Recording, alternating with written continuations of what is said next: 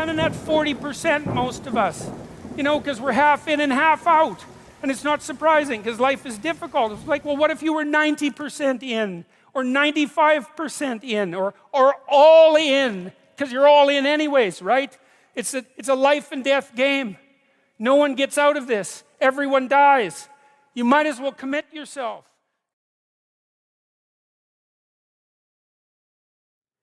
Well, people don't do that. They don't sit down and think, all right, you know, let's figure it out. You've got a life. It's hard, obviously. It's like 3 years from now, you can have what you need. You got to be careful about it. You can't have everything. You can have what would be good for you, but you have to figure out what it is, and then you have to aim at it.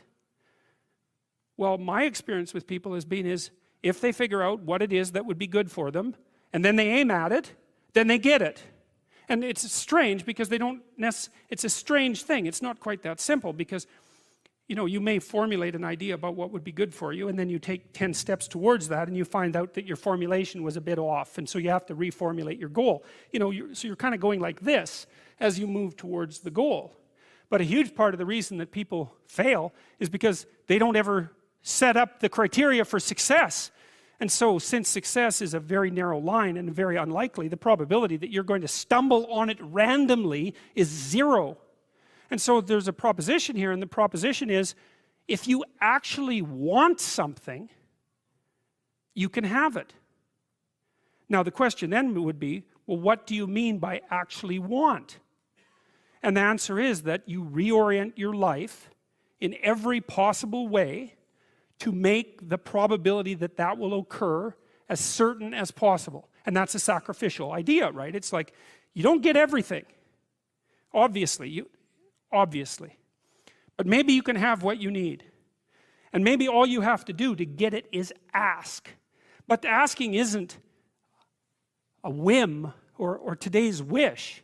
It's like, you have to be deadly serious about it. You have to think, okay, like I'm taking stock of myself.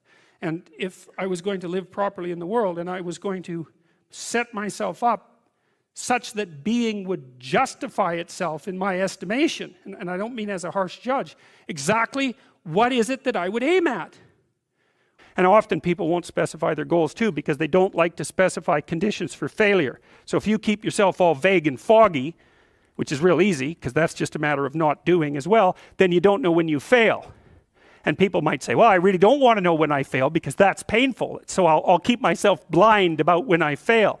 That's fine, except you'll fail all the time then. You just won't know it until you've failed so badly that you're done. And that can easily happen by the time you're 40. So I would recommend that you don't let that happen. So that's willful blindness, right? You could have known, but you chose not to. Okay, so once you get your goal structure set up, you think, okay, if I could have this life, it looks like that might be worth living, despite the fact that it's going to be, you know, anxiety provoking and threatening, and there's going to be some suffering and loss involved in all of that. Obviously, the goal is to have a vision for your life such that all things considered, that justifies your effort. Okay, so then what do? Well, then you turn down to the micro routines. It's like, okay, well, this is what I'm aiming for. How does that instantiate itself day to day, week to week, month to month? And that's where something like a schedule can be unbelievably useful. Google Calendar. It's like, make a damn schedule and stick to it. Okay, so what's the rule with the schedule? It's not a bloody prison. That's the first thing that people do wrong. They say, well, I don't like to follow a schedule. Well, it's like, well, what kind of schedule are you setting up? Well, I have to do this, then I have to do this, then I have to do this. You know, and then I just go play video games because who wants to do all these things that I have to do? It's like, wrong. Set the damn schedule up so that you have the day you want. That's the trick. It's like, okay, I've got tomorrow. If I was going to set it up so it was the best possible day I could have, practically speaking, what would it look like? Well, then you schedule that. And obviously there's a bit of responsibility that's going to go along with that, because if you have any sense, one of the things that you're going to insist upon is that at the end of the day, you're not in worse shape than you were than at the beginning of the day, right? Because that's a stupid day. If you have a bunch of those in a row, you just dig yourself a hole and then you bury yourself in it. It's like, sorry, that's just not a good strategy. It's a bad strategy. So maybe 20% of your day has to be responsibility and obligation, or maybe it's more than that depending on how far behind you are. But even that, you can ask yourself, okay, well, I've got these responsibilities, I have to schedule the damn things in. What's the right ratio of responsibility to reward? And you can ask yourself that, just like you'd negotiate with someone who is working for you. It's like, okay, you got to work tomorrow. Okay, so I want you to work tomorrow. And you might say, okay, well, what are you going to do for me that makes it likely that I'll work for you? Well, you could ask yourself that, you know. So maybe you do an hour of responsibility and then you play a video game for 15 minutes. I don't know, whatever turns your crank, man. But, you know, you have to negotiate with yourself and not tyrannize yourself. Like you're negotiating with someone that you care for, that you would like to be productive and have a good life. And that's how you make the schedule. It's like, and then you look at the day and you think, well, if I had that day, that'd be good. Great.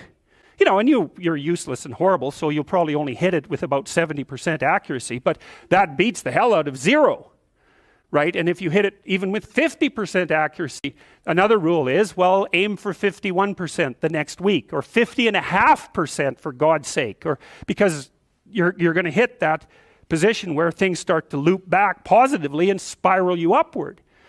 That's rule 1, right? To stand up straight with your shoulders back, is to take on the onslaught and to enter the contentious ring and to do more than your best, because your best isn't enough, because your best isn't as good as you could be. You have to push yourself past that, and that's, as far as I can tell, where you find what you need in life.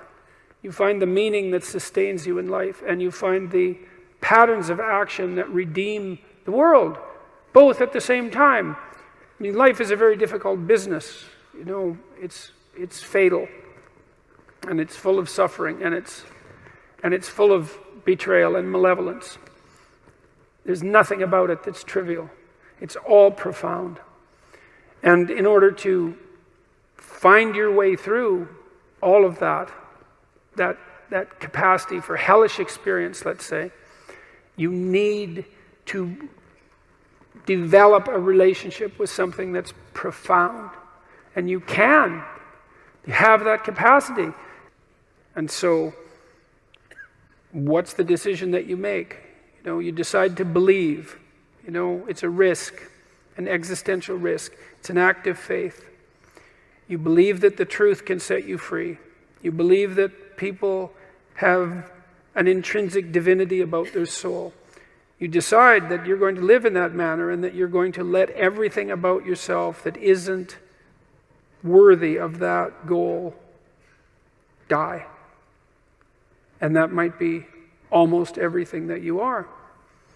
And that's a terrible thing to contemplate. The only thing that's worse, I would say, is the alternative.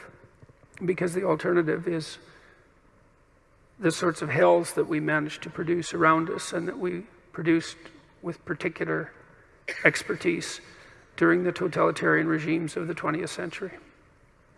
And it would be a good thing if we decided collectively and individually not to go back there again. Thank you.